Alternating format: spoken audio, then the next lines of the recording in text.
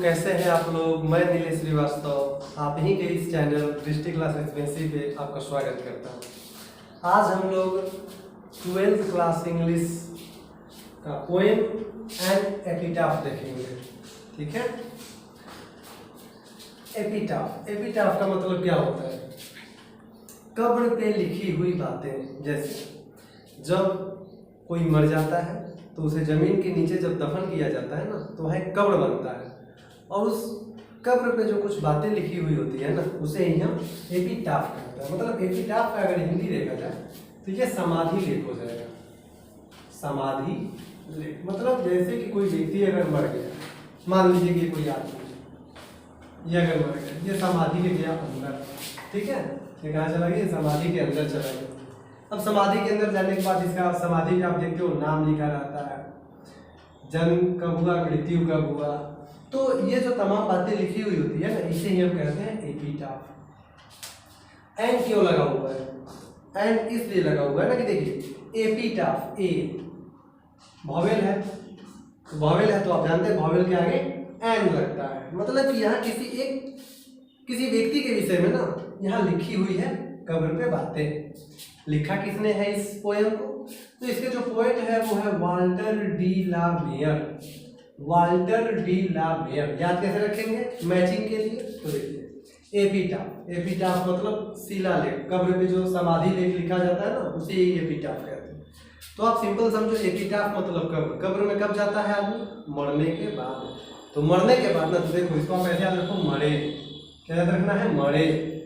तो एपिटाफ मतलब कब्र, और कब्र में आदमी कब जाता है? मरने के बाद। तो देखो मरे, तो आपको याद रहेगा कि एन एपिटाफ किसने लिखा है। तो जो मैचिंग देगा ना, तो आप देखना एपिटाफ मतलब कब्र में कब जाएगा? मरने के बाद। तो मरे वाला कौन है? तो आपको मिल जाएगा वाल्टर डी ला मेयर। ठीक है, चलिए पहले हम लोग कविता देखते हैं कि आखिर इस कविता में बोला क्या गया है। तो देखो वाल्टर डी ला मेयर जो है वो किसी एक लेडीज को जानते हैं जो कि बहुत ही ज़्यादा खूबसूरत थी। लेकिन फिर हुआ क्या कि धीरे धीरे उस जो लेडीज की जो सुंदरता है वो धीरे धीरे खत्म होती गई और फिर उस लेडीज की मृत्यु हो गई। उसी लेडीज के विषय में, औरत के विषय में यहाँ वाल्टर डी ला मेयर ने वर्णन किया है। देखो वो क्या कहते हैं। हेयर मतलब यहाँ मतलब किस जगह पे? वो कब्र की बात बोल रहे हैं। यहाँ कब्र में लाइज मतलब होता है पड़े रहना, और लाइज मतलब पड़ी रहती है। यही कब्र में पड़ी हुई रहती है कौन?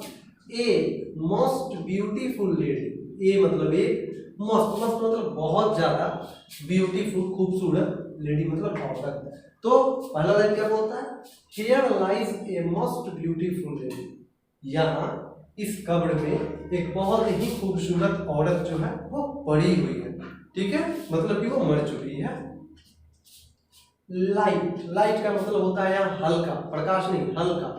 लाइट ऑफ स्टेप, उस औरत का जो तौर तरीका था वो बहुत लाइट था, वो बहुत हल्का था। मतलब अभी यहाँ तुरंत वहाँ जो एक जगह स्थिर रहने वाली नहीं हो, वैसी वो औरत थी, लाइट ऑफ स्टेप।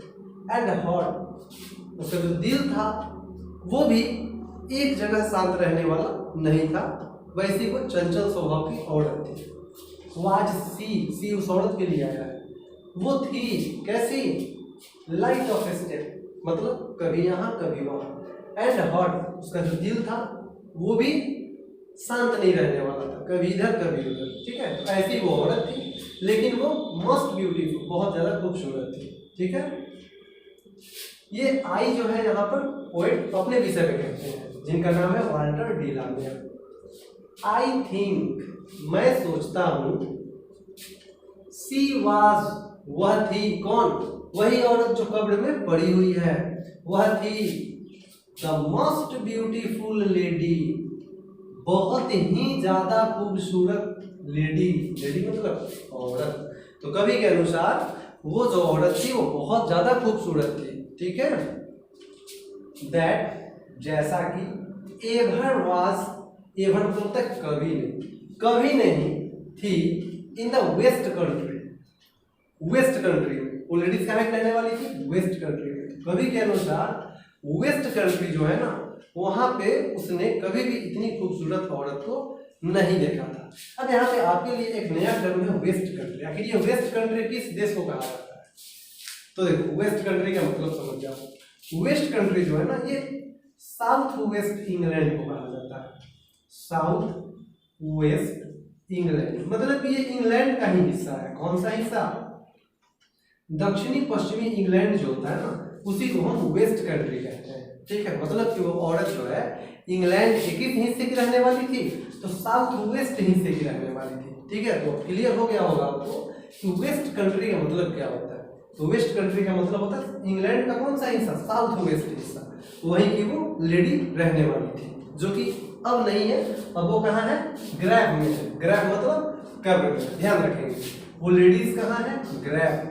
ग्रैब मतलब कब्र। ठीक है, अब देखिए तो औरत बहुत ज्यादा खूबसूरत थी। ठीक है, लेकिन वो लाइट ऑफ स्टेप थी, चंचल थी, कभी यहाँ कभी वहाँ। ठीक है, बट लेकिन ब्यूटी सुंदरता, उस औरत की जो सुंदरता थी ना वैनिसेस, गायब हो गई। वैनिस मतलब होता है गायब होना। धीरे धीरे हुआ है कि उस औरत की सुंदरता अचानक उसको कुछ बीमारी हुई होगी और उसकी जो सुंदरता है थी वो दिन प्रतिदिन खत्म होती चली गई। ब्यूटी मतलब वही सुंदरता, पासेस गुजर गई। उस औरत के पास जो सुंदरता थी, ठीक है, वो सुंदरता उसके पास नहीं रही, वो सुंदरता भी उससे दूर चली गई, गुजर गई। हाउएवर यद्यपि, भले ही उसकी सुंदरता गुजर गई, ठीक है, लेकिन रेयर इट बी, रेयर का मतलब होता है दुर्लभ। दुर्लभ मतलब जो जल्दी नहीं मिले उसे रेयर कहते हैं। ठीक है, तो भले ही उस औरत की सुंदरता गुजर गई हो, लेकिन जब उसकी सुंदरता उसके पास थी तो वो औरत कैसी थी? काफी रेयर। रेयर कहने का मतलब क्या हुआ कि वैसी खूबसूरत औरत जो है ना शायद ही फिर कभी कभी को देखने को मिले, मतलब कि वो बहुत ज्यादा खूबसूरत औरत थी। ठीक है, एंड और व्हेन आई क्रम्बल, व्हेन का मतलब जब, व्हेन का मतलब जब, आई मैं, कभी अपने विषय में कहते हैं कि जब मैं भी क्रम्बल मिट्टी में मिल जाऊंगा। क्रम्बल का अर्थ मिट्टी में मिल जाना, कि जब मैं भी मिट्टी में मिल जाऊंगा, मैं भी मर जाऊंगा।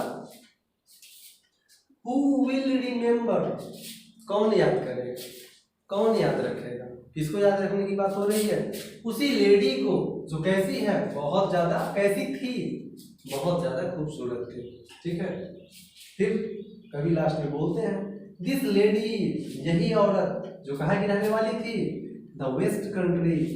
वेस्ट कंट्री मतलब इंग्लैंड का कौन सा हिस्सा? साउथ वेस्ट हिस्सा। ठीक है, तो कभी कहते हैं कि जो वेस्ट कंट्री को जो औरत थी ना, कौन याद रखेगा उसको? अभी तो मैं जिंदा हूं तो याद रखा हूं, लेकिन जब मैं भी मर जाऊंगा, जब मैं भी क्रम्बल हो जाऊंगा, मिट्टी में मिल जाऊंगा, तो फिर उस औरत को कौन याद रखेगा?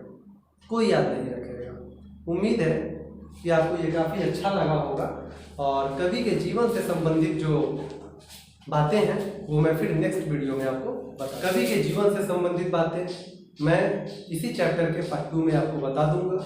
उम्मीद है कि आपको ये अच्छा लगा होगा। ठीक है, कमेंट में आप जरूर बताएंगे कि आपको ये कैसा लगा, और यदि अच्छा लगा तो दबा कर एकदम लाइक, शेयर और सब्सक्राइब करें। जय हिंद।